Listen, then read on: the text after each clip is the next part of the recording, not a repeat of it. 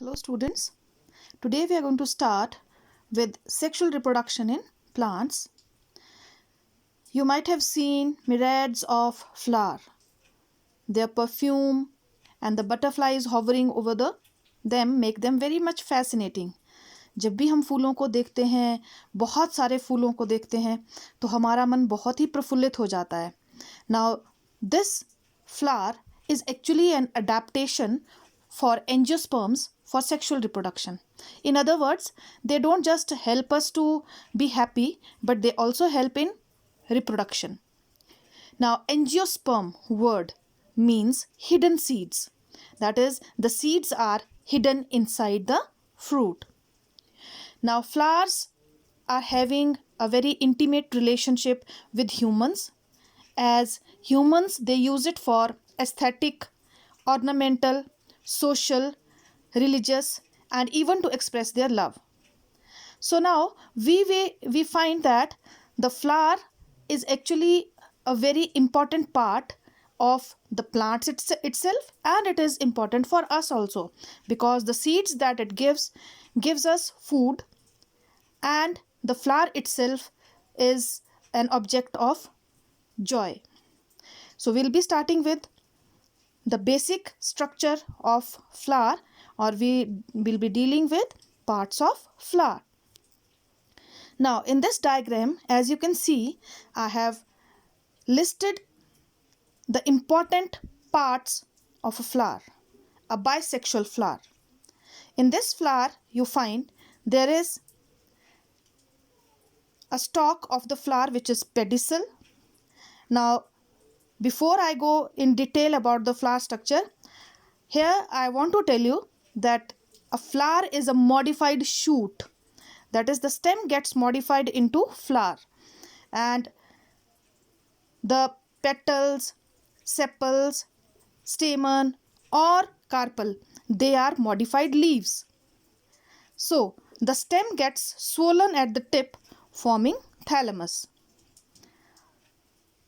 The first whorl of the flower is calyx. The second one is corolla. The third one is androecium, and the innermost one is gynoecium. Now each one, coming to first of all pedicel. Pedicel called stalk of the flower. Thalamus, swollen end of the stem. Calyx, group of sepals. Corolla, group of petals.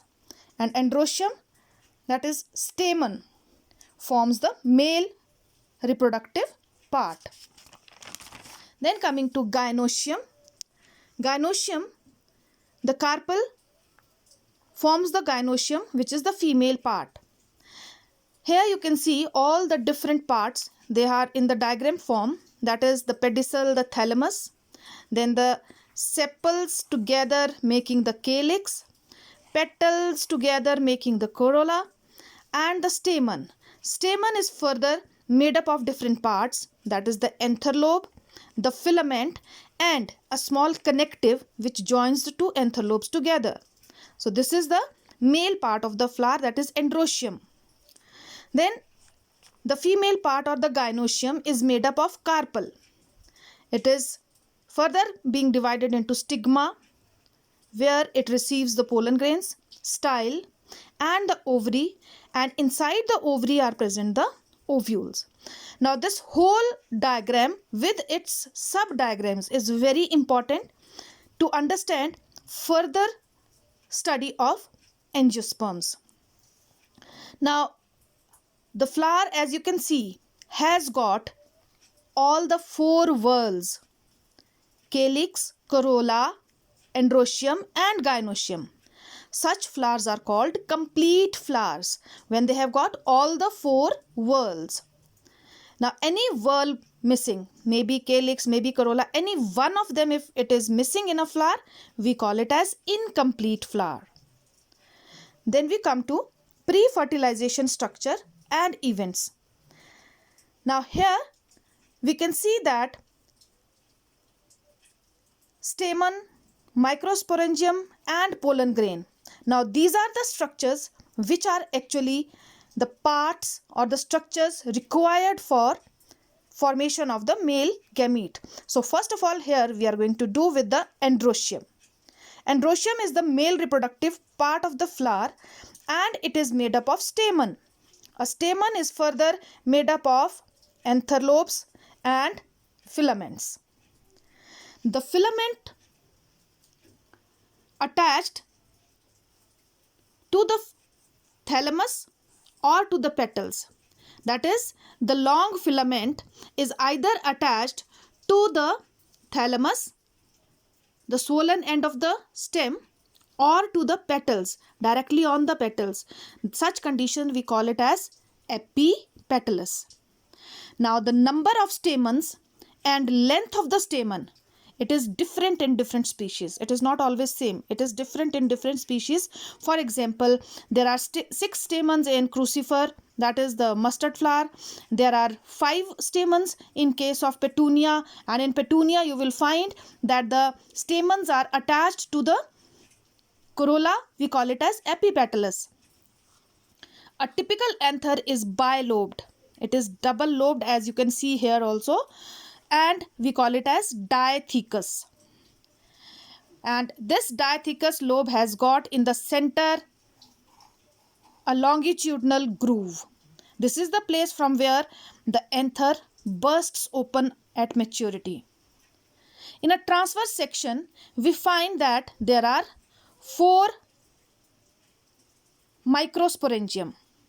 As you can see, if you cut it from this side, you will find the 4 circular microsporangium, and these microsporangium, they contain microspore mother cells or microspores. Now the structure of microsporangium. Now these microsporangium in a transverse section, as we said, they appear circular. It is surrounded by 4 layers: epidermis, endothecium, middle layer and tapetum, which diagrammatically I have tried to show it here. Like the outer one is known as epidermis, the red one, that is the endothecium, the white one is middle layer, and the inner one, blue one, this is tapetum. And inside the tapetum there is present the sporogenous tissue. This sporogenous tissue is actually going to form pollen grains.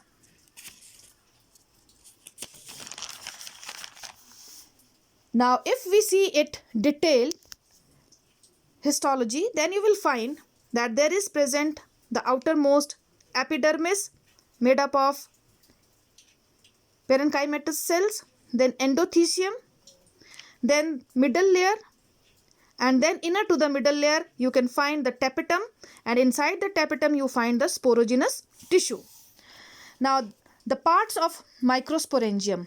Each cell of sporogenous tissue is capable of giving rise to microspore tetrads.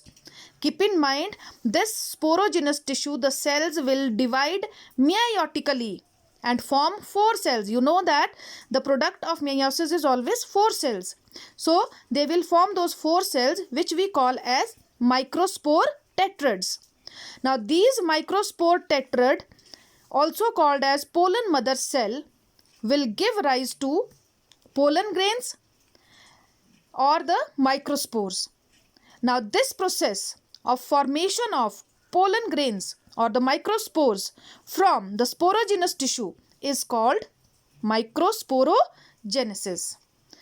The microspores or the pollen grains formed, they are in groups of 4, call it as tetrads. So for today, this is all I have to tell you. I hope you have understood it. Any queries, please do message me or comment me.